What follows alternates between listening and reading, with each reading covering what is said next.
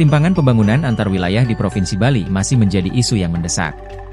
Sekitar 60% pembangunan masih terkonsentrasi di wilayah Bali Selatan. Sementara itu, Bali Utara, Tengah, Timur, dan Barat belum mendapatkan perhatian optimal dalam pengembangan infrastruktur dan ekonomi. Gubernur Bali periode 2018 hingga 2023, Wayan Koster, telah berupaya keras mengatasi ketimpangan ini melalui kebijakan strategis yang dikenal dengan pendekatan satu pulau, satu pola, dan satu tata kelola. Kebijakan ini bertujuan menciptakan keseimbangan pembangunan antar wilayah di Bali, agar manfaat ekonomi dan infrastruktur dapat dirasakan secara merata oleh semua daerah di pulau tersebut. Dalam rangka mencapai tujuan tersebut, beberapa langkah penting telah diambil, di antaranya. 1. Pengembangan infrastruktur terpadu. Bali telah memulai pembangunan infrastruktur yang terhubung secara darat, laut, dan udara. Pembangunan ini bertujuan untuk meningkatkan aksesibilitas dan mobilitas antara berbagai wilayah di Bali, sehingga mendorong distribusi pembangunan yang lebih merata. Yang kedua, pembentukan pusat pertumbuhan ekonomi baru. Salah satu fokus utama adalah menciptakan pusat-pusat ekonomi baru di wilayah Bali Utara, Tengah, Timur, dan Barat.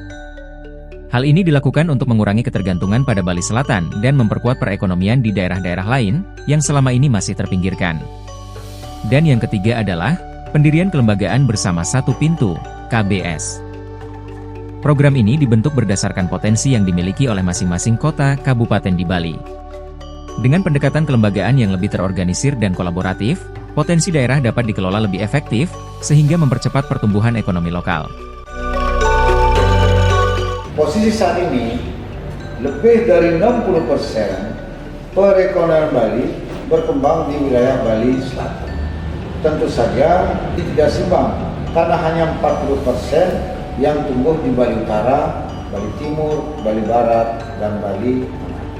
Oleh karena itu, perlu dilakukan langkah-langkah strategis, upaya-upaya nyata untuk menyeimbangkan pembangunan antar wilayah di Bali ini. Untuk itu, harus dilakukan kebijakan dengan program memperkuat dan mengembangkan pusat-pusat pertumbuhan, membuat pusat-pusat pertumbuhan ekonomi baru di wilayah Bali Utara, wilayah Bali Barat, wilayah Bali Timur, dan wilayah Bali Tengah. Itulah sebabnya dalam rangka menyeimbangkan pembangunan ini dibangun beberapa pusat-pusat pertumbuhan ekonomi baru